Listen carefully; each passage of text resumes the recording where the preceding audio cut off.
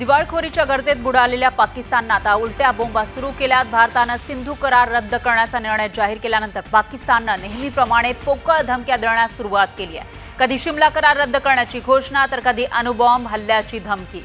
एलओसीवर सुद्धा पाकिस्ताननं आपली बीएटी म्हणजेच बॉर्डर ॲक्शन टीमचे जवान मोक्याच्या ठिकाणी तैनात केले। सीमेवरील वाढत्या हालचालीनंतर भारतानं पाकिस्तानची घेराबंदी करण्यास सुरुवात केली आहे। तर सर्वात महत्त्वाचं म्हणजे महाशक्तिशाली असलेले राफेल मरीन संदर्भात भारतानं फ्रान्ससोबत करार केलाय। 26 राफेल नौदलाच्या ताब्यात दाखल झाल्यानंतर भारताच्या सागरी किनाऱ्याला राफेलचं कवच मिळणार आहे। दुसरीकडे नौदलानं काही दिवसांपूर्वी आयएनएस सुरत या युद्ध नौकेवरून यशस्वी क्षेपणास्त्र चाचणी केली आहे। तर 70 किलोमीटर लांब असलेला भव्य लक्ष्य भेदण्याची क्षमता या क्षेपणास्त्राची आहे। तर दुसरीकडे एलओसीवर बीएसएफ कडून सुरक्षा आणखी वाढवण्यात आली आहे। एलओसीवर पाकिस्तानकडून शस्त्रसंधीचं उल्लंघन झाल्यास त्याला जशास तसं उत्तर देण्यासाठी भारतीय सैन्य सज्ज आहे।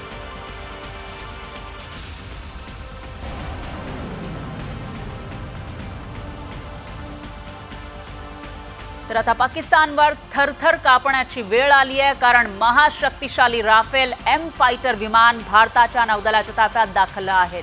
तर एक नाही दोन नाही तब्बल 26 राफेल नौदलाच्या ताफ्यामध्ये दाखल होणार आहेत।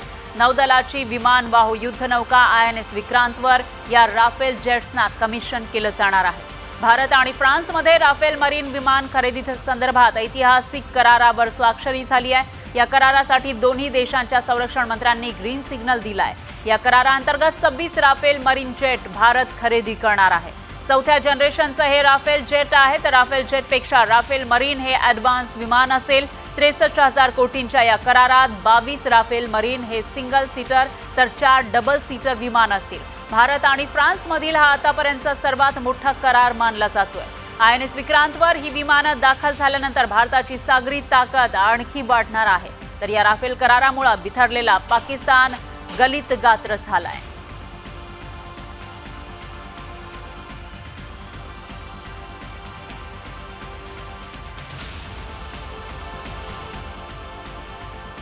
तर या राफेल मरीनची वैशिष्ट्य नेमकी काय आहे ते आपण बघूयात ग्राफिक्सच्या माध्यमातून। राफेल जेटपेक्षा राफेल मरीन हे ॲडव्हान्स आहेत।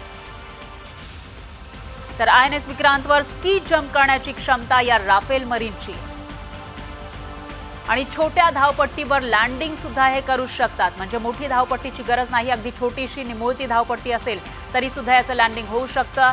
1912 kilometre per hour KMPH top speed या मरीनची असेल। तर 50,000 फूट उंचावरून उड्डाणाची क्षमता राफेल मरीनची आहे आणि आण्विक क्षेपणास्त्र विरोधी प्रतिहल्ल्याची क्षमता सुद्धा आहे। रफालची मागणी पहिल्यापासून होती आणि मागच्या वेळी जेव्हा रफाल आलं तेव्हा तुम्ही पाहिलं होतं की प्राईम मिनिस्टरच्या व्हिजिटमध्येच त्यांनी 36 विमानांचं करार साईन केला होता। त्यामुळे जे महत्त्व त्यावेळी होतं तेवढंच किंबहुना थोडे जास्तच महत्त्व या कराराला मी देईन, कारण सध्या आपल्या नौदलाकडे विमानं जी जहाजावरून उडू शकतात असं म्हणजे एकच विमान आहे आणि ते म्हणजे MiG-29। त्यामुळे या कराराचं हे विमान आपल्याला हवंच होतं, म्हणून हा करार अतिशय महत्त्वाचा आहे असं मला वाटतं। तर अण्वस्त्र हल्ल्याच्या धमक्या देणाऱ्या पाकिस्तानचं वास्तव काही वेगळंच आहे। भारतीय लष्करी सामर्थ्यासमोर पाकिस्तानी सैन्य शक्ती अत्यंत सामान्य आहे। आपण कंपेअर केलं, तुलना केली तर कशा पद्धतीनं ही सैन्य शक्ती आहे ते आपण बघूयात ग्राफिक्सच्या माध्यमातून। त्याच्यामध्ये भारताचे पायदळ आहे 12 लाख सैन्य, तर पाकिस्तानच्या पायदळामध्ये 5,60,000 सैन्य, म्हणजे निम्मे सुद्धा नाही आहेत। सैन्याचं बलाबल आपण बघतोय, भारताच्या हवाई दलामध्ये 1.49 लाख सैन्य आहे, तर पाकिस्तानच्या हवाई दलामध्ये फक्त 70,000 सैनिक आहेत आणि भारताच्या नौदलामध्ये 75,000 सैनिक आहे, तर पाकिस्तानच्या नौदलात 30,000 इतके सैनिक आहे। म्हणजेच निम्म्यापेक्षाही कमी सैनिकांची संख्या पाकिस्तानची या ठिकाणी आपल्याला दिसून येते।